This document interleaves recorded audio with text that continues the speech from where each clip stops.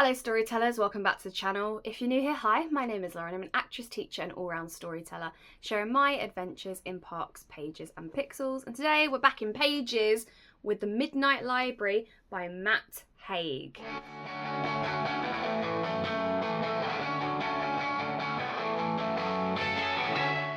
This is such an interesting pick for me. I'm going to be honest. This is not a book I would pick for me. So one of my old friends and work colleagues when I worked at a rather famous toy store, she posted this on her Instagram stories, I think like early 2021, and was just raving about how amazing it was and how like it changed her perspective on a lot of things. And she was someone whose opinion I trust quite a lot. So I was like, okay, I'll give it a buy. Wasn't too expensive. And I'll read it. That was 2021. This is now 2025. I took my time. And I think it's because just reading the blurb and sort of... It's not my kind of book. I love a fantasy.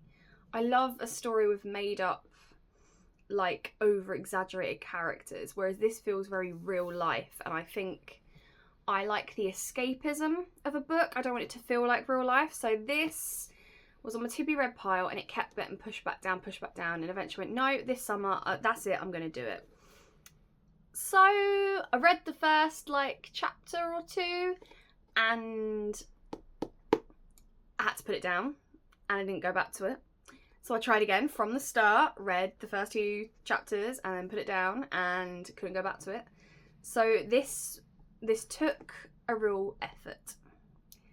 So that's why I picked the book. Let's get into the blurb.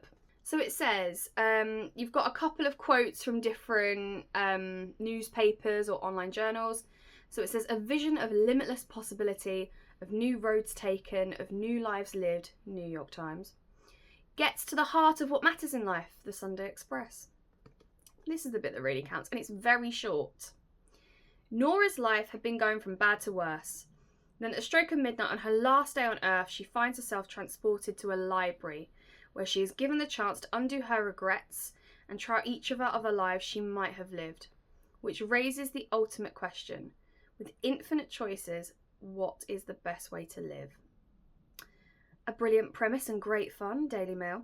A beautiful fable and It's a Wonderful Life for the modern age, impossibly timely, Jodie Picoult, I think is how you say her surname.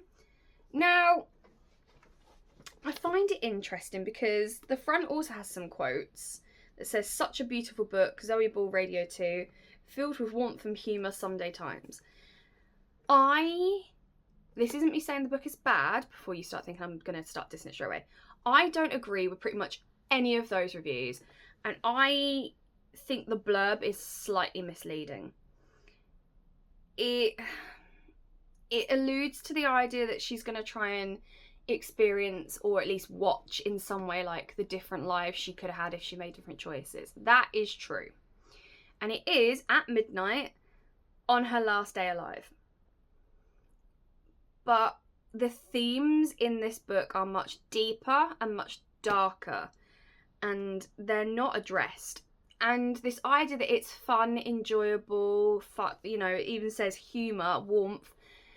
No, I didn't get any of that. This is a book to make you think about your choices and the life you want to lead. This is a book to try and change your mindset or influence you into reevaluating your life. There's no humour. I'd got no humour. And I was like, maybe I'm just not funny. Which probably true. But I like a comedy, so I was kind of looking forward to the humour part. It was the one part that got me invested in wanting to read this. And then I started reading, it was like, there's nothing funny about this. Like, this is just quite depressing. Yeah. So I wouldn't say the blurb is 100% accurate. I think it's like 85% there.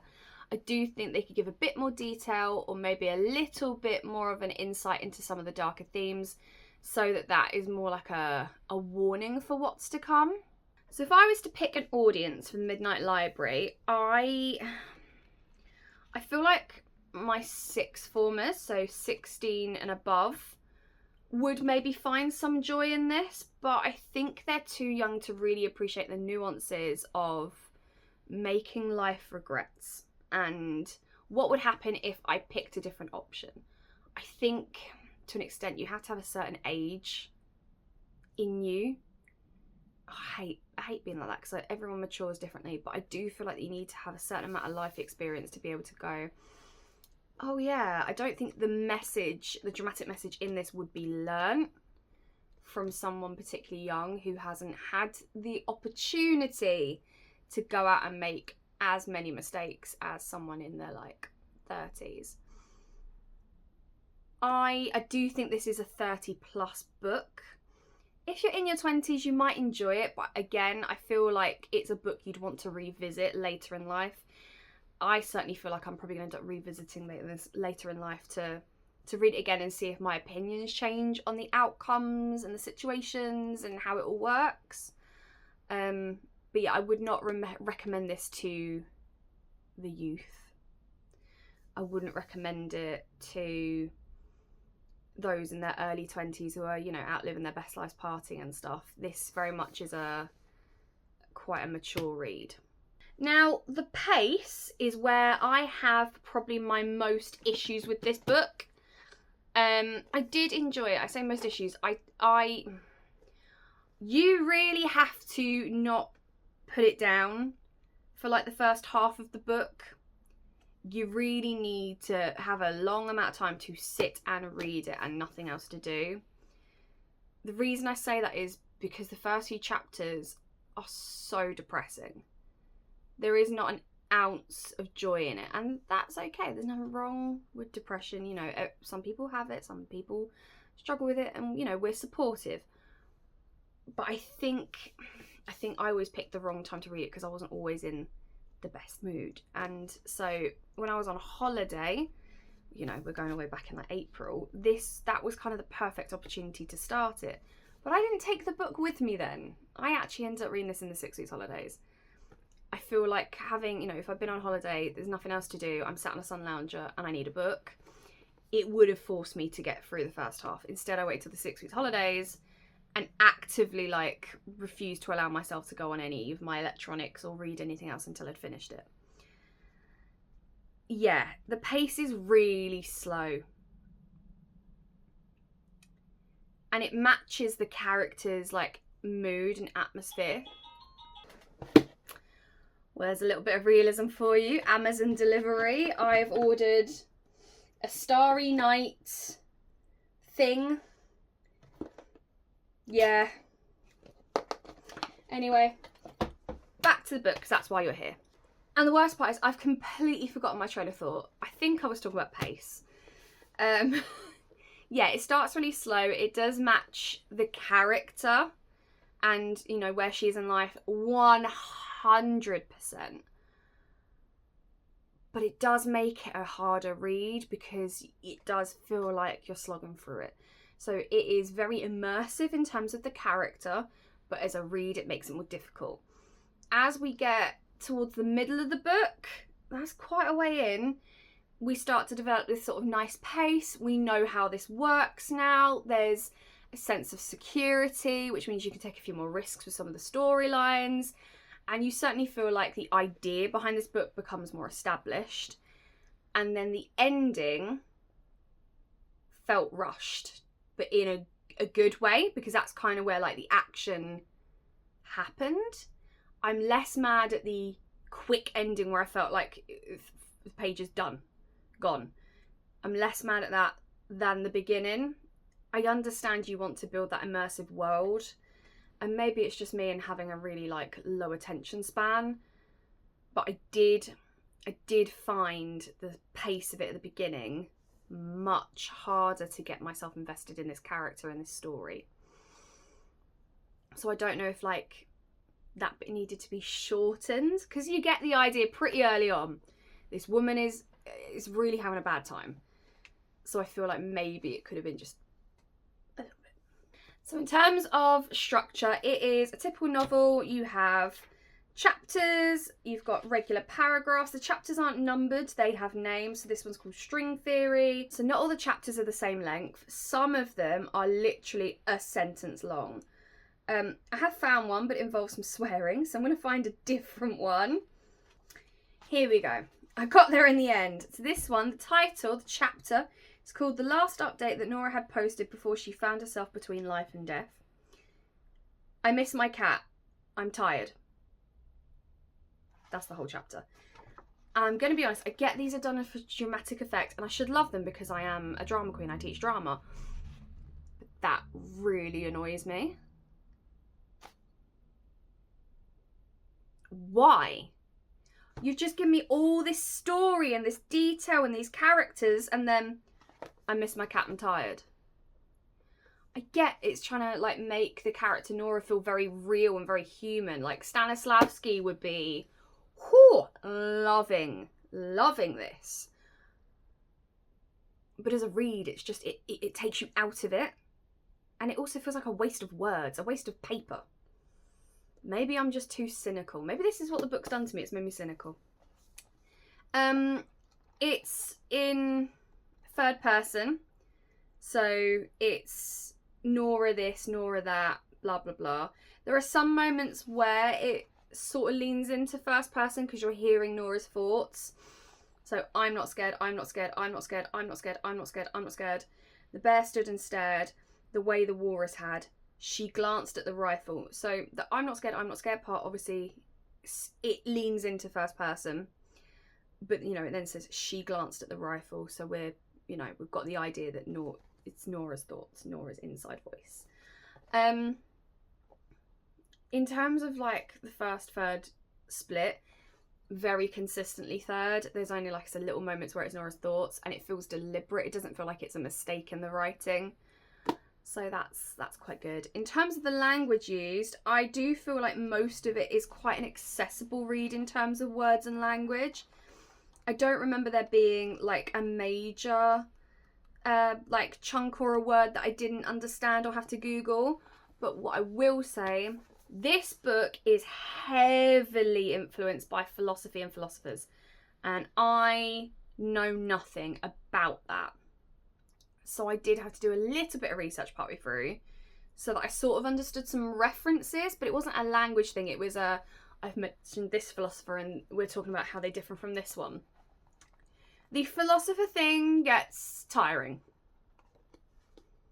Like really tiring. It's constant the whole way through. And you get the idea that Nora likes philosophy, but it's like, cool, we get it. It does feel like it's being shoved down our throat that the author knows so much and has put it in a book rather than, you know, Nora's interested. It does start to feel like the author, sorry Matt Haig, is just showing off what he knows. And it gets to a point where, like, you can cut this entire chunk about this philosopher and just get to the point. Yes, she's having a moment, she's having like an epiphany or a realism moment, but like, do I really need to hear about some other philosopher again? No. I could have done without the philosophy chat. To a certain extent. So characters. This is actually quite a hard topic to talk about with this book. So you have Nora. She is our lead character. You already know that from the blurb. As you can tell from the back, Nora's life unfortunately comes to an end. And she is not in a good mental state when that happens. And so she takes her life, is essentially the short version. She's done something to end her life. We don't fully get a grasp of what it is until near the end that she's done. Her cat died. She lost her job, that kind of thing. You know, like life was just treading her down. There's a lot more into it than that, but I don't want to spoil all of the stuff for you. So there's still some surprises in it. But instead of dying and going into, you know, some black abyss and there being no thoughts and you just cease to exist anymore, instead she wakes up in a library. And the librarian is her librarian from school who she used to play chess with and found solace. And although the librarian looks like her, it doesn't sound or have like the same vocab and mannerisms as her. So she kind of recognises early on that this isn't her librarian, but it is a librarian. And essentially the librarian explains, you know, she gets a choice. She can pick up a book and go live a different life, and that life would be from where she's made a different decision. Is it that instead of pursuing music, she went and pursued swimming? Or is it instead of pursuing swimming or music, she went down the university route and did go and get a philosophy degree? Or, you know, if she hadn't broke up with this person, would it have worked out? If she had maintained this friendship, what would have happened then? You know, is there going to be a life where her mum doesn't die? Is there going to be a life where her dad does? It's that, or vice versa, etc, etc, etc. And you can, you know, as you rightly would if this actually happened, the first few times it's awkward, it's uncomfortable, but the whole point behind it is that you what you think may have been a better choice may not have necessarily had the better outcome. And it's something that I do think helps a lot, particularly if you are struggling with your mental health, that mindset of, oh, I wish I had done that because then I wouldn't have, or this would have happened. It's like, actually, no, you don't fully 100% know if that would happen. You do not know how the universe would work. Could be any way, shape or form. And Matt Haig's writing definitely wants to lean into this idea of, oh, well, if I'd gone into swimming, I'll become an Olympian and I would have been really, really happy and I'd have a better relationship with my family. And then she goes to the life where she has that. And actually, that's not always the case. It's not straightforward. So it does kind of bring to the surface that life isn't always straightforward. In terms of people in it, she does have her brother. She's got her dad and her mum, who I don't think in any scenario she's together. She meets up with an ex to see how he's doing and what would have been like if she never broke up with him. If she'd actually gone ahead and married him, would she have been happy? What would their life have been? She does explore this idea of what if she hadn't let her cat out for him to be hit by a car. And then you find out actually, even if she had kept her cat indoors, the cat would have still died, but of something else. And yeah, the cat got shafted, just saying. Didn't get well, it did get a happy life. It lived with Nora for a very happy life, but the ending for the cat got shafted and not over it. There is one character in here who was incredibly unexpected and is the reason this book went from being a, okay, I get where this is going, it's a bit slow. It was that character coming that changed the course of the book, and it was a very welcomed twist. The character was called Hugo. It just took me a few minutes to find it. I was like, I swear it begins with H. Yeah, character Hugo. So she enters one of these lives where she had gone into, what's the word for it? I hate my life. She goes and works in like the environment and science, and she ends up, you know, in the middle of nowhere, surrounded by ice in the freezing cold. And, you know, they're doing a lot of scientific work. And is it a geologist? Is that what she was interested in? Don't quote me on that, please. My brain's not engaged. I've been at work all day. And, you know, but you don't, this is the thing it explains in the book. You don't just start a scratch like newborn. You jump in at exactly midnight when you died. So she would jump into a fully fledged life. And she'd have to figure out as she went. And while she's here at this camp in the middle of the Arctic and, you know, doing sciencey stuff, one of the people who's there comes up to her and introduces himself, and they talk a little bit and he seems friendly, and that's that. And then later on, after an event with the polar, he says, you know, he says something along the lines, you know, it's interesting how you acted like you didn't know me this morning. And she's like, what do you mean? He was like, well, because we sat talking for 2 hours yesterday. And most of the time she can play off like, oh, you know, I'm just tired, there's a lot of people here, blah, blah. And then you find out, and this is the spoiler you're going to get, you find out that Hugo understands her situation because he's also in that situation. And then they end up having a debate about how many times should you step into these lives. And Hugo's very much like, I'm going to keep doing this for the rest of my life. For as long as I can. You know, I'm going to go to every book, every scenario, every life, even the ones I didn't think of. Whereas Nora is very much like, no, I'm actually trying to find one I would be happy in and I could stay in. I want to find a good life. Whereas Hugo wants to experience them all. My apologies. And they ended up going their separate ways because eventually Nora realises that's not the life for her. But they bump into each other repeatedly in a few different scenarios and live in different lives, and obviously recognise each other each time, but have to do this thing of figuring out if it is them that they know or if it's the original them. So that's an interesting like addition, and it, you know, how he kind of is the opposite of her but in the same situation. So it gives a nice perspective of how different people could react to these scenarios. Hugo, not like my favourite character in the world of anything, but he was a real refresher in this book and was very much needed.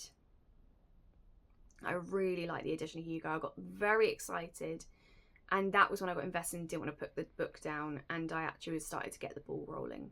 So I would say Hugo is probably the best character in the book for the plot. Obviously, this book is written so we're meant to feel and think and, you know, be with Nora.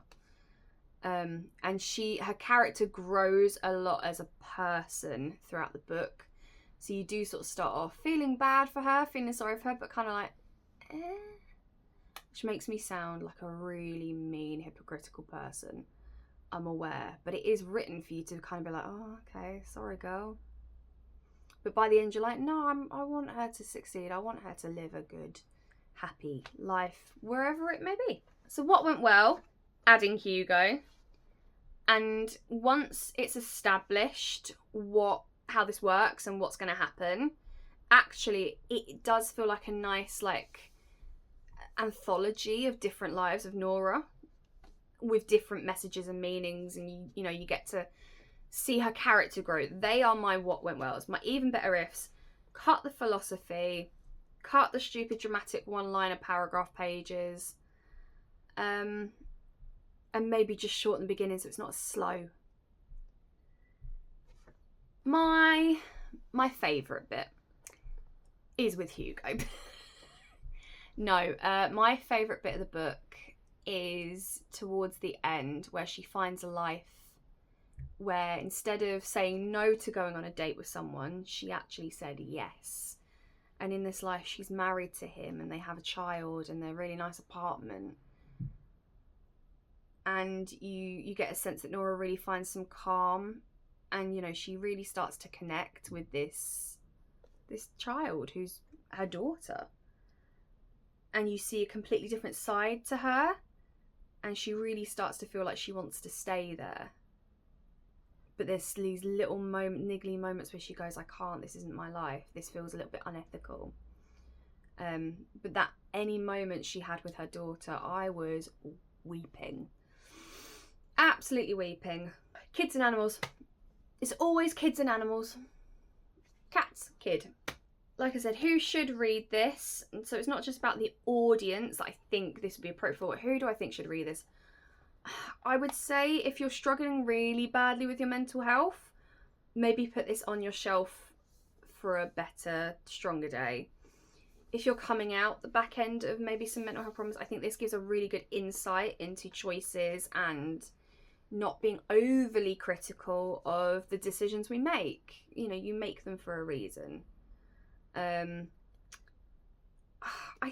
It's kind of a hard one.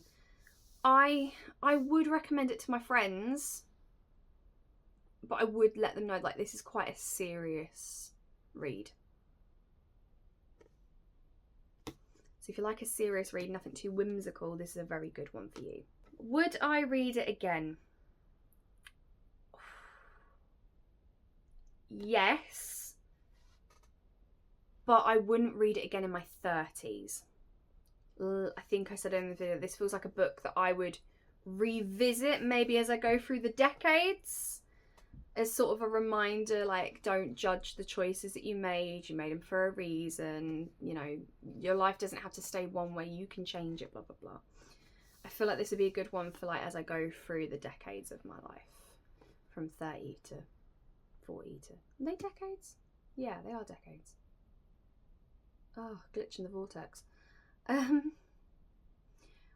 that being said, I wouldn't be in a rush to read this again, but I would recommend it.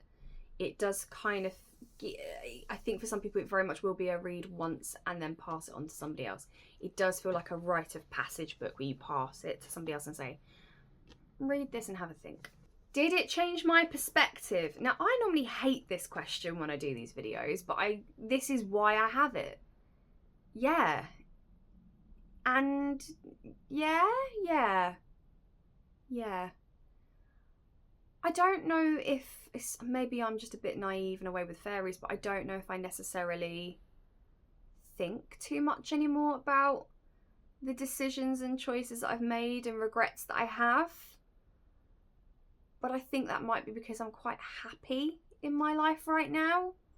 You know, I have a home. Yes, it needs a lot of work, but I have a home and it's mine. And I have a husband who loves me and is my best friend. I've got a nice core group of friends who I can call upon for a variety of different events, occasions and issues.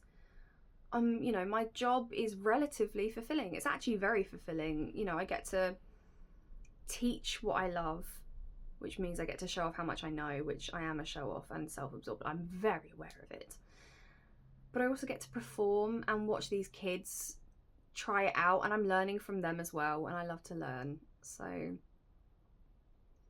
I'm in a really good place. Other than my health, I'm in a really good place. And so I do feel like maybe some of this was lost on me for that reason, but I do think it changed my perspective and sort of as a reminder, you know, don't hold on to those regrets. They're not always going to help you, and they're going to weigh on your shoulders a lot. You made those decisions for a reason, and the outcome you got is the outcome you got. So did it change my perspective? Yes, but I do think it might work better for others. Star rating. Oof. Now, I feel like if I go 3.5, it's too harsh. But I feel like if I go 4, it's kind of too high given that the start is slower and I have got some critiques of the general style of the book. I'm going to go 3.5. Which I'm still sticking by what I said. I still think that feels critical. Obviously, a lot of people have said this is like, you know, it's a #1 Sunday Times bestseller and it's got rave reviews. And I definitely do think it deserves those reviews. I do just think maybe this wasn't the book for me, per se. So I'd say a 3.5. Thank you so much for watching. If you've liked this video and enjoy talking about books and getting recommendations, then join, subscribe to more content. I'm really trying to push my reading and getting 1 book out a month, which means I have to be like a good 2-3 books ahead, and like it's catching up on me now and I'm like, but yeah, come along, join us for the ride. Thanks for watching. Peace out. Bye, guys.